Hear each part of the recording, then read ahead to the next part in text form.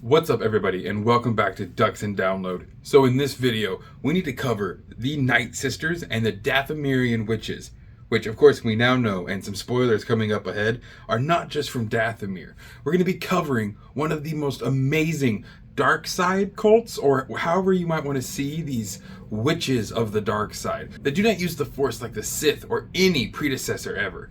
A now known to be ancient race of Force-wielding women. Powerful in their own right, from the assassins we know like Asajj Ventress, to the crazy powerful Mother Talzin witch doctors that we've also known from the Clone Wars series. We're going to be covering just so many amazing aspects of the Nightsisters, from now we know what might just be their origins, to what could possibly become with the future of the Nightsister Order and that amazing dark side magic. So to start things off, we have to go from the origin point, from what we know as the starting of the Dathomirian, or just at this moment, Nightsister Darkside Witches.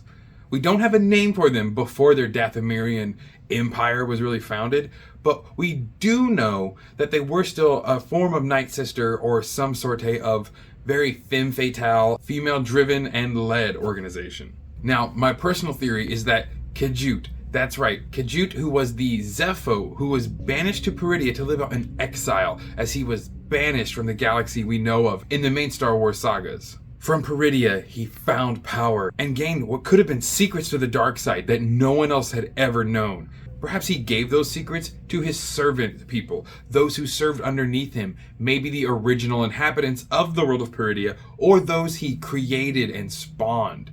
The main theory, of course, is I believe that Khajiit made the Rakatans and the Nightsisters on the planet of Peridea after discovering crazy dark side powers. Perhaps from the son, perhaps from the father, who knows? This could have been the will of the Force. On Peridea, with this army of Rakatans and Nightsisters, he trained them in the ways of the dark side. The Rakatans being more attuned to warfare with their lightsaber or their proto-sabers that they had invented. And of course the Nightsisters dealing in magic and dark side like artifacts from behind the scenes.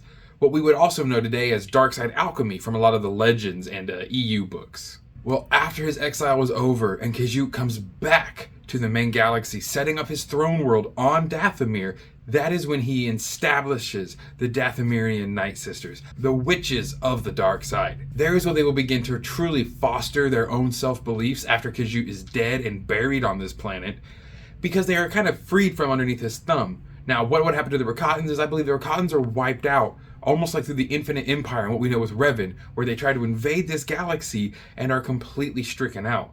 Because the Nightsisters, though, remained in the shadows, using their dark side magic to manipulate events, they were not seen as a threat, and they were not wiped out of the galaxy like the Rakatans were. Now, the old EU and legend stuff for the Nightsisters was that a Jedi had fallen onto Dathomir, kind of like chosen that place as her exile point, as a place of respite, and taught the residents there of the dark side, turning them into Nightsisters.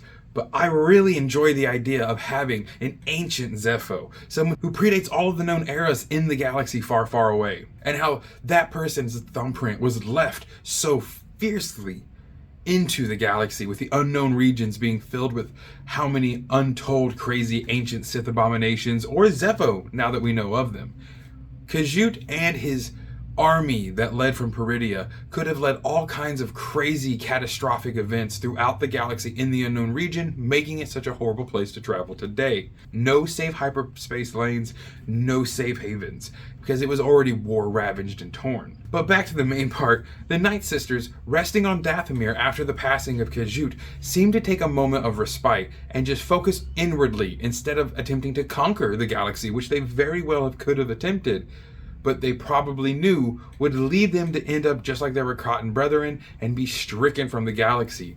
So they waited, they bided their time, and apparently seeded plenty of other worlds.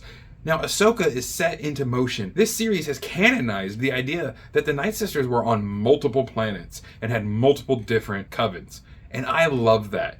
Dathomir might have been the home planet, making Mother Talzin more so like the main Nightsister, the head witch, the head mother. But obviously, there's no way she was cut off entirely from those on Peridea, not knowing of their existence. I highly doubt that there was not a connection between these old Nightsisters on the original planet and these newer Nightsisters who fostered into the dark side. That was the almost blood of Dathomir's very stone. The dark side really resided there well, which would have just amplified their powers, maybe even tenfold, making them maybe stronger than the original Nightsisters from Peridia. The Nightsisters, especially Mother Talzin, was one of the only things that Palpatine truly feared in his rise to power. That's why he had to send the army and General Grievous to go wipe them all out. We know Asajj holds a personal grudge against Grievous and his droid army due to what they did to the Dathomirian Night Witches in their extermination. But we know that that's not how you actually end Nightsisters, and that death is not the end of them. It is only the next step into how they view the Force and their living ways and their almost ability to zombify those who are passed on around them. And seeing more of these Nightsisters, having Merrin, and again now having Asajj due to Bad Batch Season 3, I really think we're going to get into a future where the Nightsisters are going to play a very pivotal role in maybe opposition or aid of Rey and the New Jedi Order. I really think that the Nightsisters are going to bleed into the upcoming new movies and the new Jedi Order and kind of either help focus it around what is truly the will of the Force, kind of being this guide from the dark to help Rey, or could 100% be the opposition. It would be amazing to see the Nightsisters from Dathomir really ranging out and building up a massive clan again, really having this coven grow and prosper, to lead out more assassins, to throw out more kingdoms, and to try to take over what was constantly taken from them, realizing their origins and who they really are from Peridia and their Grandmaster Khajiit. But I really don't want the Nightsisters to just become enemies and villains and then get taken away. So I would almost prefer them in a way to just be that ever-present, this is the dark side, but not evil. Remember that the Sith are far more evil than maybe even the Nightsisters truly. For the Nightsisters do not seek out to conquer and force everyone under their thumb. They simply have their covens on their planets and they go by their laws or get out. It's very simple. If you can make it off-world, then you're gone. It's okay. So they're not as evil as the Sith in conquering and demanding everyone follow their coven, their ways. But I could see them being easily pushed into becoming the bad guys.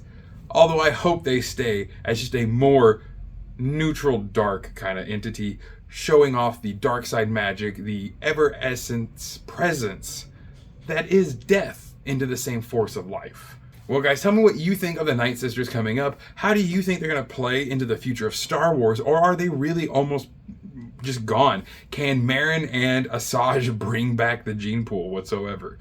We have more out there maybe. So I'd love to hear your thoughts on the future of the Nightsisters, or what is your favorite moment with the Nightsisters in the past media.